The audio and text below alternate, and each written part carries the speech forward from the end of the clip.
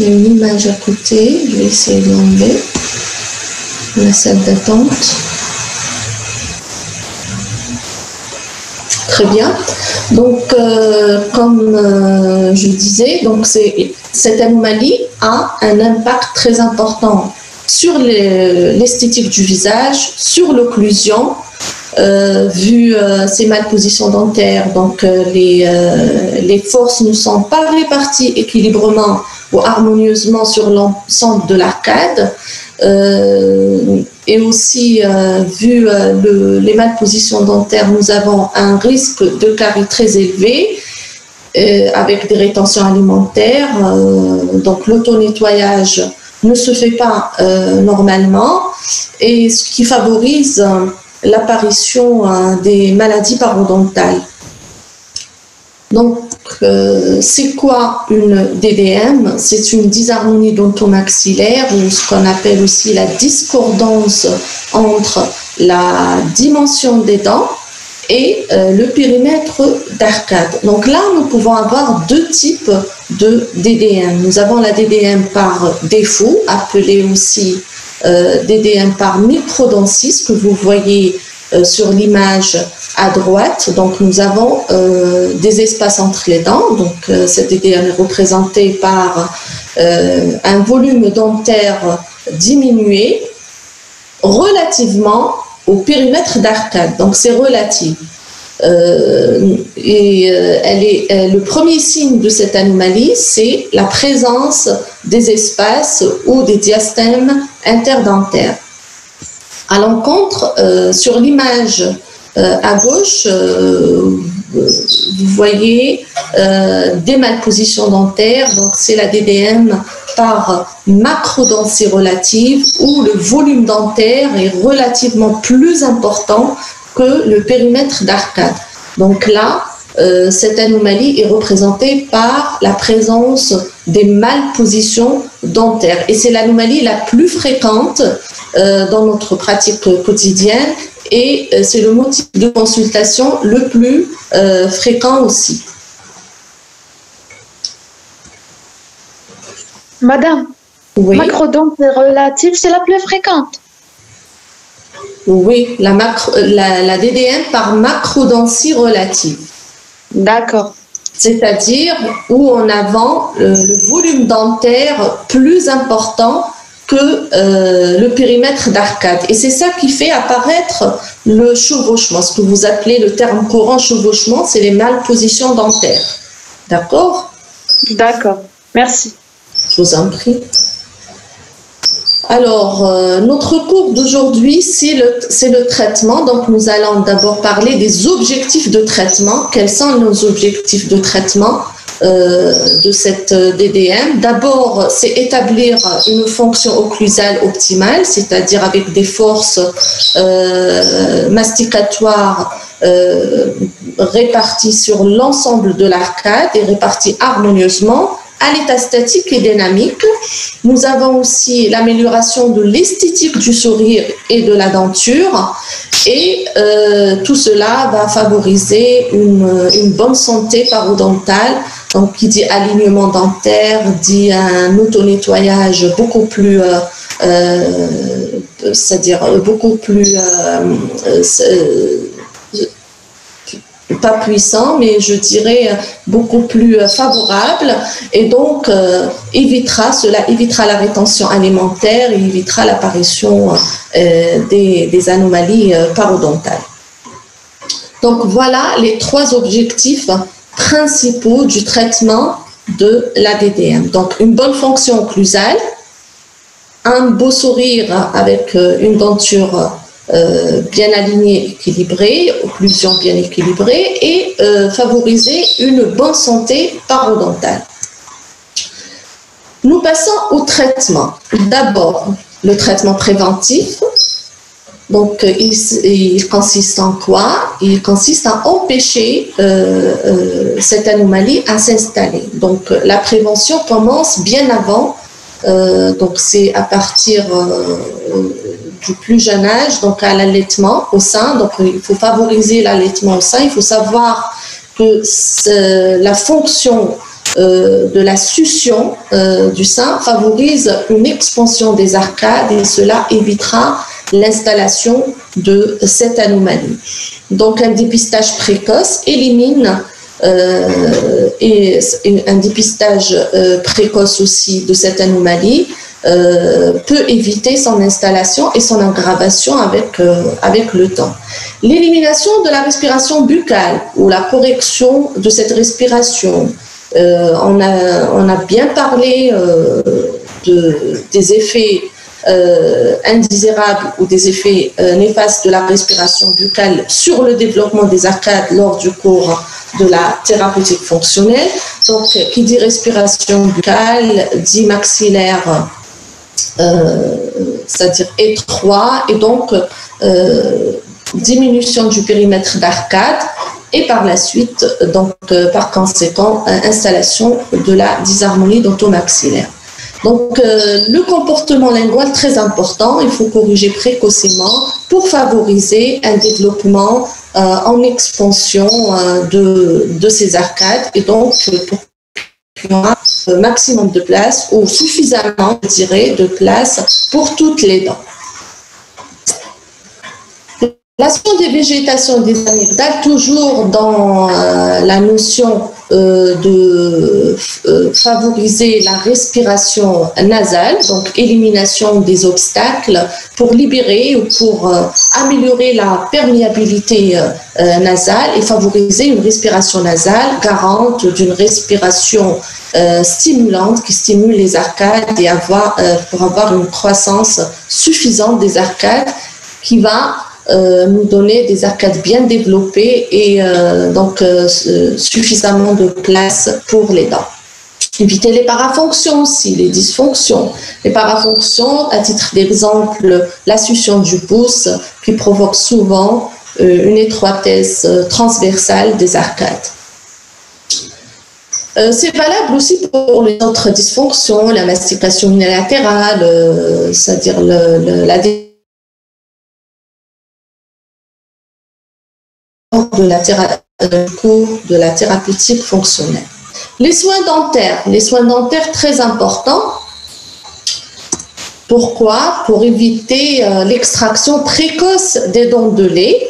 Et donc, qui dit extraction précoce des dents de lait, va dire perte d'espace pour la dent permanente et un risque d'inclusion des dents permanentes aussi.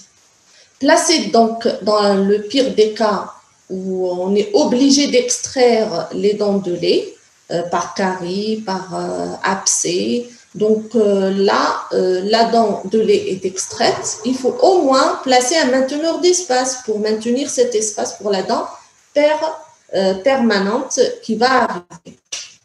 Et surtout éviter l'inclusion dentaire.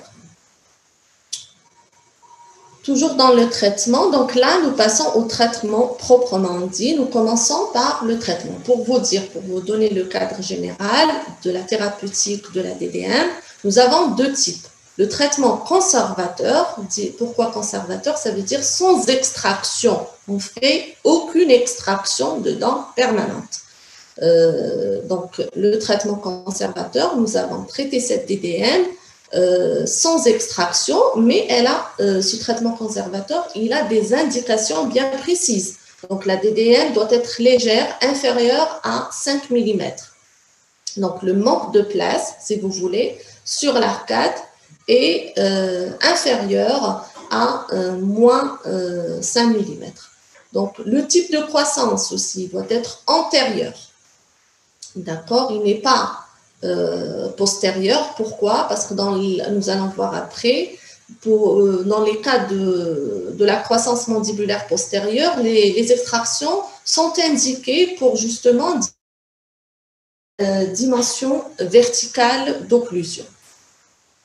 Le profil, une autre indication, le profil concave ou rectiligne. Donc, quand le profil de votre patient est rectiligne ou dans les cas les plus, c'est-à-dire les plus graves, concave, là, l'extraction est contre-indiquée, formellement contre-indiquée. Pourquoi? Parce que cela va aggravera de plus le profil.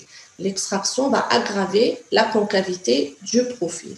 Donc, dans des cas pareils, il faut opter pour le traitement conservateur, sans extraction, je répète. Donc, en cas de brachygnathie, donc une DDM due à une brachygnathie, ce que c'est la brachygnathie? C'est un prémaxillaire peu développé dans le sens sagittal. Donc, la longueur, si vous voulez, du maxillaire est diminuée. Donc, dans des cas pareils, le manque de place est dû à une brachygnathie. Donc, ce n'est pas au volume dentaire. Donc, il faudra exploiter l'expansion au maximum de l'arcade maxillaire. Le traitement. Quel sera le traitement dans ce cas de figure, dans les cas où on a une DDM moins de 5 mm? Donc là, il faut vestibuler les incisives, surtout dans les cas de rétroalvéolis, voilà, supérieur et inférieur.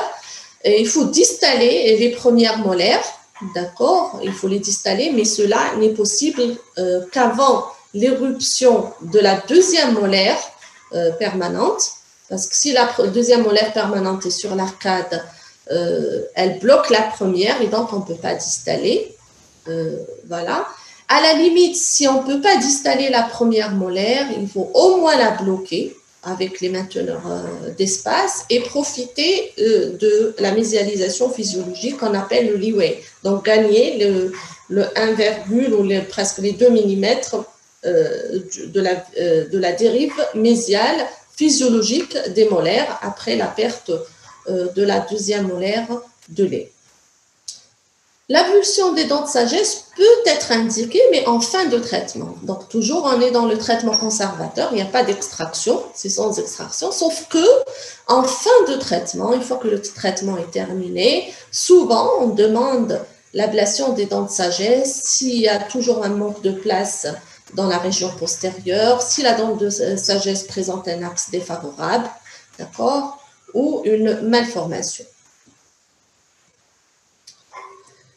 Toujours dans le traitement conservateur, mais là, c'est le traitement semi-conservateur. Donc, nous avons le traitement conservateur à 100%, totalement conservateur. Et là, c'est le traitement semi-conservateur. Pourquoi? Parce que nous allons effectuer ce qu'on appelle le meulage, le meulage proximal. Donc, c'est un meulage des faces proximales des dents, ce qu'on appelle le stripping. Le stripping, c'est un mot américain qui veut dire meulage des surfaces occlusales. Mais ce meulage ne doit pas dépasser les 3 à 4 mm dans le périmètre d'arcade. Donc, vous voyez que ça correspond exactement au manque de place dans les cas de traitement de DDM moins de 5 mm. Donc, il permet quoi ce stripping? Il permet de gagner quelques millimètres nécessaires pour l'alignement des dents. Maintenant, Madame, toujours, oui.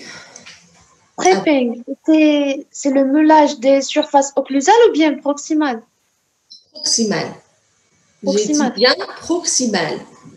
Oui, tu as dit la première fois, c'est proximal, après tu as répété, c'est occlusal. Non, proximal. J'ai dit bien proximal. D'accord, merci, madame. Et laissez, s'il vous plaît, les questions vers la fin. Vous pouvez les noter, comme je vous ai dit lors du premier cours, dans la case des messages, ou bien vous me les posez directement en fin de cours. D'accord, je m'excuse pour... Il n'y a aucun problème. Il n'y a aucun problème. Donc, c'est un meulage des faces proximales. Je répète, donc le stripping, c'est un mot américain qui veut dire meulage des surfaces proximales. Bien sûr, dans ce traitement conservateur, nous utilisons des moyens d'expansion. Pour faire de l'expansion, nous avons besoin parfois des pare-chocs, de lip bumper, fréquemment utilisé à la mandibule, mais on peut l'utiliser aussi au maxillaire. Le lip bumper va empêcher la lèvre inférieure hypertonique de s'appliquer sur les incisives inférieures et donc d'avoir une expansion antérieure. Les arcs linguaux aussi, les arcs palatins, qui permettent la conservation de l'espace de dérive mésiale dont je vous ai expliqué tout à l'heure. Nous allons voir ça par la suite sur les images suivantes.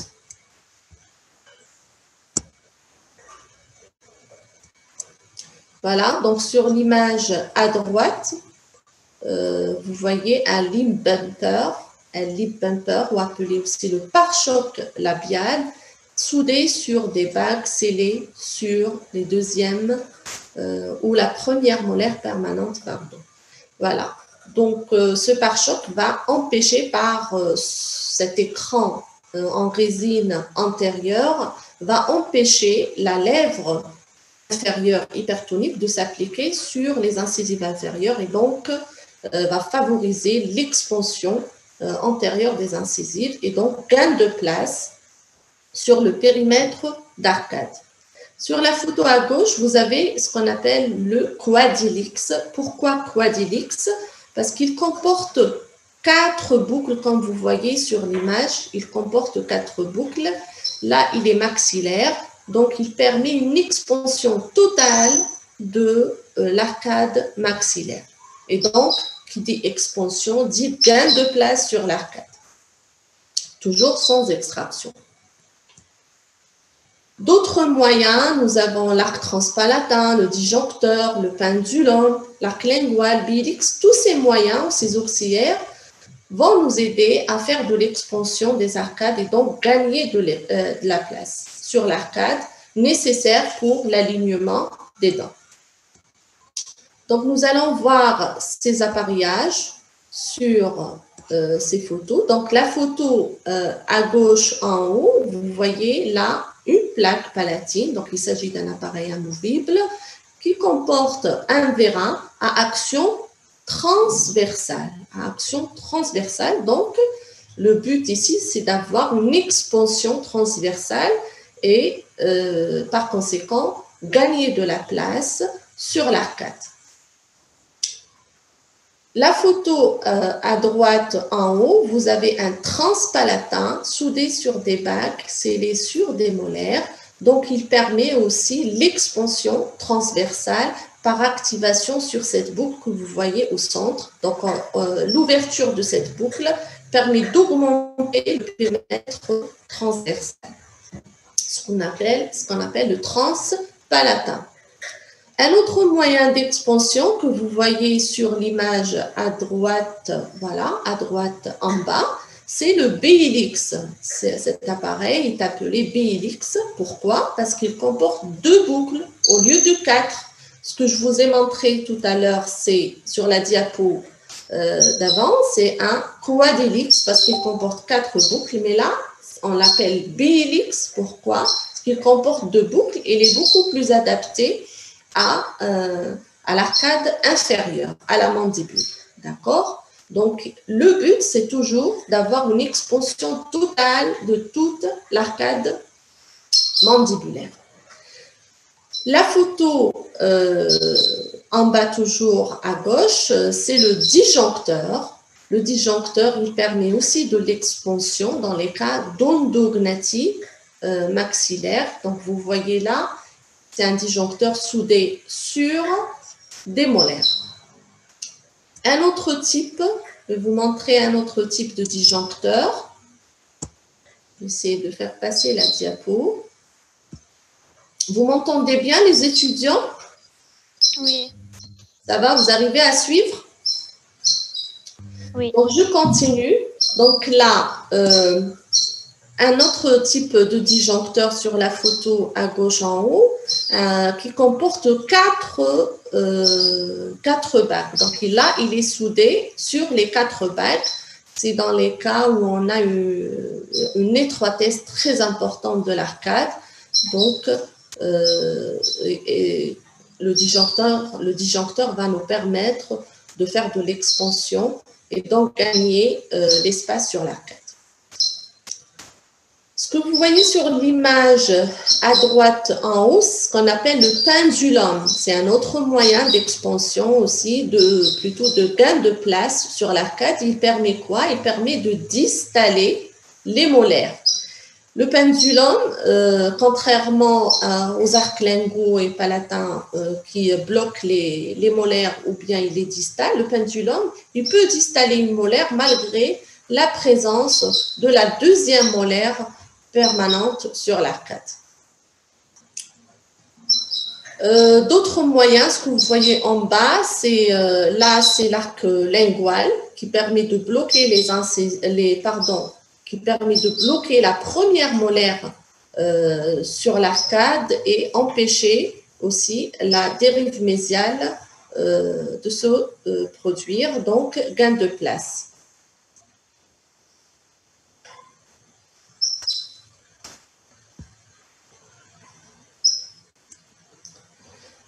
Nous avons vu le traitement conservateur, là, qui est sans extraction. Là, nous passons au traitement avec extraction. Donc, quand le traitement avec extraction est indiqué, il faut que la DDM soit supérieure à 5 mm. D'accord? Donc, le manque de place sur l'arcade est supérieur à 5 mm. À ce moment-là, l'extraction peut être indiquée. Le profil doit être convexe. D'accord? Donc, un profil convexe permet des extractions. Les prémolaires et les molaires délabrés ou hypoplasiques. Donc, si les prémolaires et les molaires sont délabrés par carie ou un soin très important qui a été fait sur ces molaires, donc elles sont assez fragiles, autant les extraire et aligner le reste. Une occlusion labiale supérieure à 5 mm. Pourquoi l'inocclusion labiale? Parce que l'inocclusion labiale, en fait, est un signe d'une augmentation de l'étage inférieur très importante. Donc, si la DV, la dimension verticale d'occlusion est augmentée, l'indication de l'extraction est posée pour corriger la DDM. Parce qu'il faut savoir que l'extraction diminue la dimension verticale d'occlusion. On peut vous poser des questions sur les indications de la DDM lors de l'examen. Donc, le traitement par pilotage. C'est quoi le pilotage? C'est les extractions programmées, qu'on appelle les extractions pilotées. C'est des extractions de certaines dents temporaires au début, après de la première molaire permanente, pour favoriser l'éruption des dents permanentes. C'est dans les cas où la DDM est très importante. Le but, c'est de diminuer la durée de traitement après en thérapeutique fixe et aussi d'éviter le trauma occlusal. Les contre-indications des extractions pilotées, le profil concave. Donc, les extractions vont aggraver davantage cette concavité. La croissance horizontale, donc quand on dit croissance horizontale, ça veut dire la DV, la dimension verticale d'occlusion, est diminuée. Donc, si vous faites davantage des extractions, vous allez encore diminuer la dimension verticale et vous allez aggraver en fait cette diminution de l'étage inférieur. La supraocclusion, aussi, c'est une contre-indication. Pourquoi? Parce qu'en présence de supraocclusion, si vous faites des extractions, vous allez aggraver cette supraocclusion, vu que l'extraction va aggraver la diminution de l'étage inférieur. La rétroalvéolie inférieure, si vous faites des extractions à l'arcade mandibulaire, cela aggravera la rétroalvéolie inférieure. Et pourquoi inférieure surtout et pas la supérieure? Parce qu'à l'arcade inférieure, vous pouvez avoir une fenestration des racines au niveau du vestibule de l'arcade inférieure si vous lingualez davantage les dents. L'hypodéveloppement du maxillaire. Si le maxillaire est hypodéveloppé, s'il présente une brachygnathie, donc le fait de faire des extractions, cela aggravera davantage cet hypodéveloppement maxillaire. Nous passons à la diapo suivante. Donc, là, ce que vous voyez sur l'image en haut, c'est un cas traité par extraction des premières prémolaires. Donc, sûrement, c'est une DDM supérieure à 5 mm. Donc, là, extraction des premières molaires à l'arcade maxillaire et à l'arcade mandibulaire. Voilà.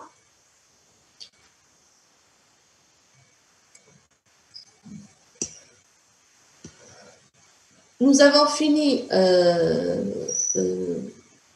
le traitement ou ses indications dans le cas de la DDM par macrodensité relative. Nous passons au traitement de la DDM par microdensité relative, ce qu'on appelle la DDM par défaut aussi, que nous avons vu auparavant sur les premières diapos. C'est une DDM où nous avons un excès de place. C'est une DDM représentée par la présence des diastèmes interdentaires.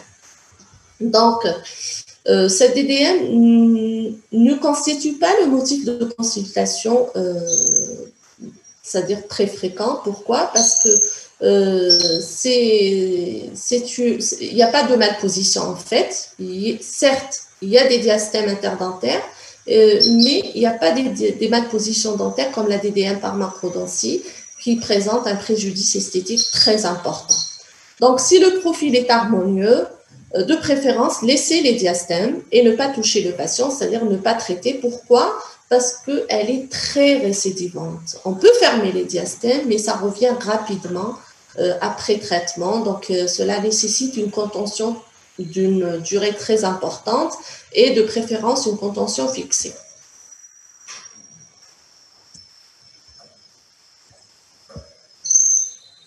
Bien sûr, le traitement de la DDM ne peut pas se terminer sans passer par la période de contention ou une phase de contention pour maintenir les résultats après traitement.